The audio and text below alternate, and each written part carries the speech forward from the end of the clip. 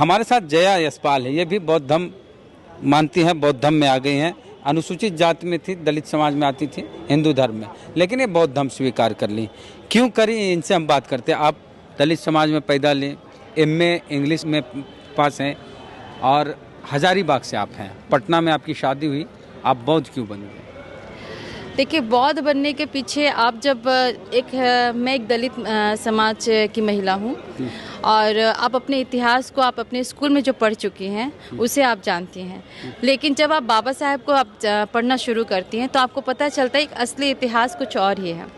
एक वो इतिहास आप पढ़ रहे हैं और उसको पढ़ने के बाद जब आप दोनों चीज़ में आप देखिएगा कि भाई बौद्ध धर्म अच्छा है कि हिंदू धर्म, तो आप देखिएगा कि बौद्ध धर्म में वो सारी बातें हैं जो आपके आने वाले, जो आप चाहते हैं कि आपकी आने वाली जनरेशन जो है, आपकी आने वाली पीढ़ी है, जैसे मेरी बेटी है या मेरी बहू है, उनके लिए बहुत ही सेफ़ है, बहुत अच्छा है। आप पढ़ाई पे, ज्ञान पे, इन सब की बातें करते हैं, आप समानता की बात करते हैं, स्वतंत्रता की बात करते हैं। इसमें आप तर्क कर सकते हैं, आप पूछ सकते हैं कि आप किस चीज़ को मान रहे हैं, क्यों मान रहे हैं।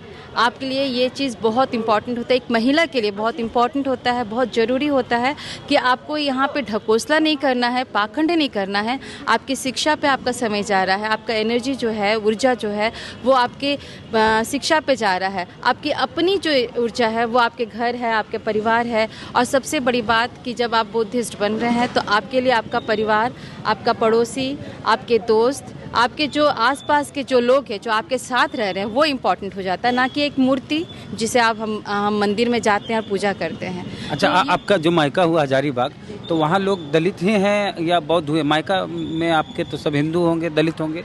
मेरा मायका जो है सारे पढ़े लिखे हैं और सारे लोग अच्छे अच्छे पोस्ट पर है। मेरे पापा खुद असिस्टेंट ऑफिसर रहे हैं बैंक में, स्टेट बैंक ऑफ इंडिया में। मेरी 2 बहनें हैं, वो दोनों मेरे से छोटी है, लेकिन सब अच्छे अच्छे पोस्ट पर है, बैंक में है। और भाई भी मेरे अच्छे पोस्ट पर है, सभी पढ़े लिखे हैं। पति डॉक्टर हैं? हाँ, मेरे हस्बैंड डॉक्टर है। ये एक परिचय में बता रही हूँ, इसलिए बता रही हूँ कि मैं ये बताना चाहती हूँ कि मेरा जो परिवार है, चाहे वो ससुराल हो या मायके, दोनों पढ़ा लिखा है। अंतर सिर्फ ये है कि अभी मेरा जो मायका है वो अभी इस चीज़ को नहीं मान रहा उतना ज़्यादा कि बौद्ध धर्म अच्छा है। वो बुरा नहीं कहते हैं क्योंकि वो कमी नहीं निकाल सकते हैं कि बौद्ध धर्म में कुछ कमी है, लेकिन अभी उनको वो जो हेजिटेशन होता है, एक हिचकिचाहट है अपने धर्म को छोड़ने का, वो अभी भी है। तो आप कैसे छोड़ दिए? मतलब ससुराल का माहौल देख के छोड़ दिए? ससुर आपके बौद्ध थे इसलिए बौद्ध बन गई या फिर आपकी इच्छा हुई? हाँ, यहाँ मैं जरूर जोड़ना चाहूँगी, सभी को ये जरूर लगता है कि ससुराल में है तो इसको आसानी हुआ इस धर्म को अपनाने में या मेरे धर्म को छोड़ने में।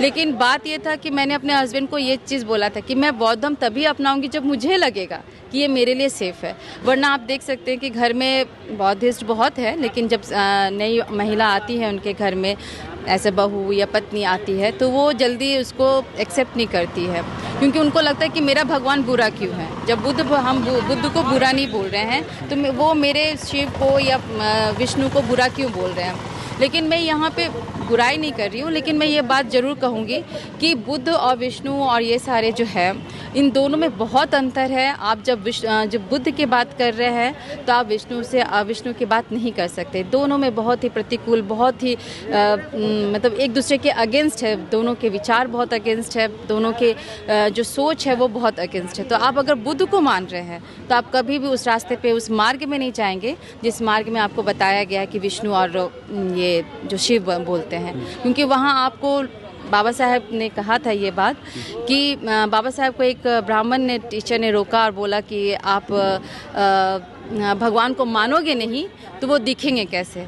बाबा साहब ने साफ साफ लहजों में कहा था कि मैं जब तक भगवान दिखेगा नहीं हम उन्हें मानेंगे नहीं।